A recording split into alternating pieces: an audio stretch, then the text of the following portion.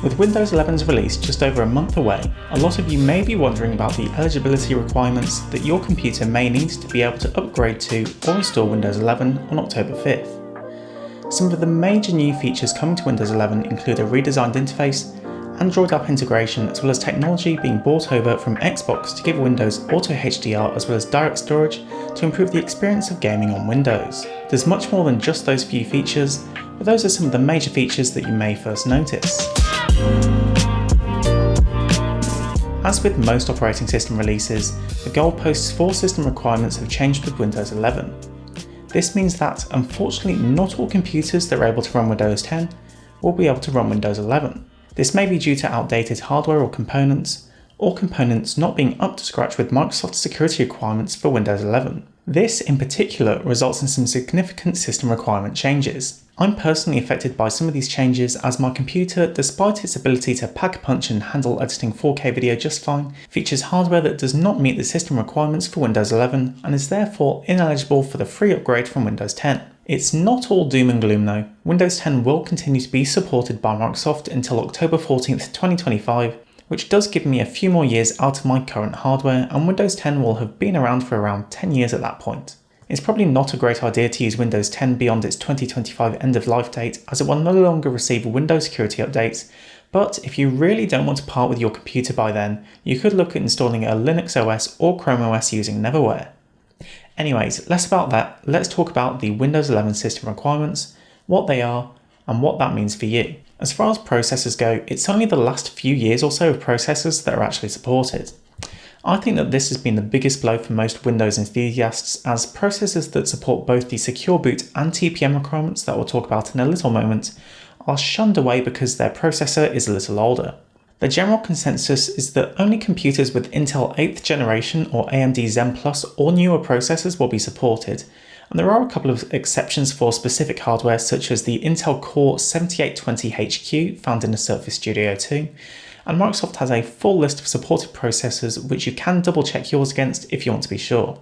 Enhancing security is also a large focus of Windows 11, with Secure Boot and TPM 2.0 being minimum requirements to run the operating system.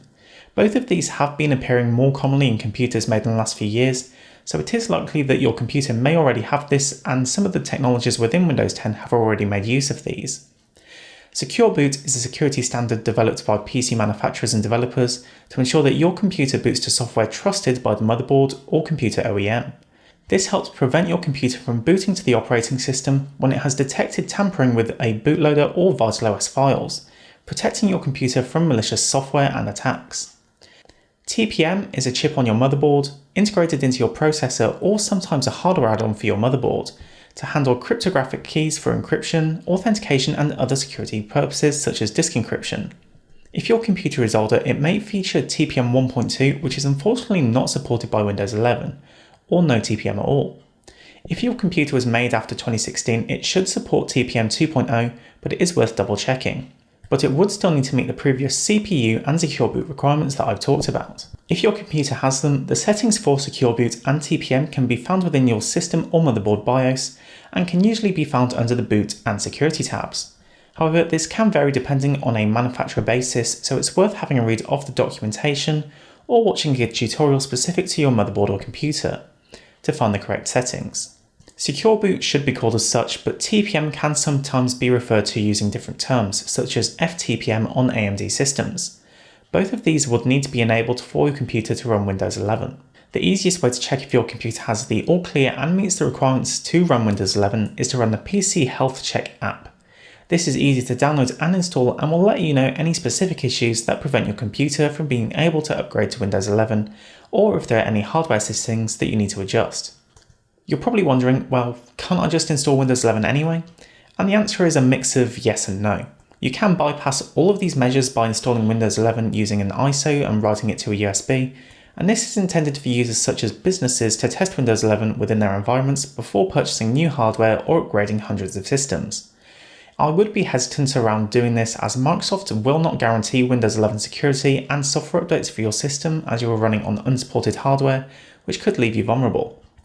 How extreme Microsoft is to this approach we are yet to see, as Windows 11 is yet to be fully released, but I will personally be sticking with Windows 10 for the time being to at least see how Microsoft treats Windows 11 running on unsupported hardware that does not meet the minimum hardware requirements. This is further shown by Microsoft emailing Windows 11 insiders that have been testing the OS on unsupported hardware, advising them to downgrade and perform a clean install of Windows 10.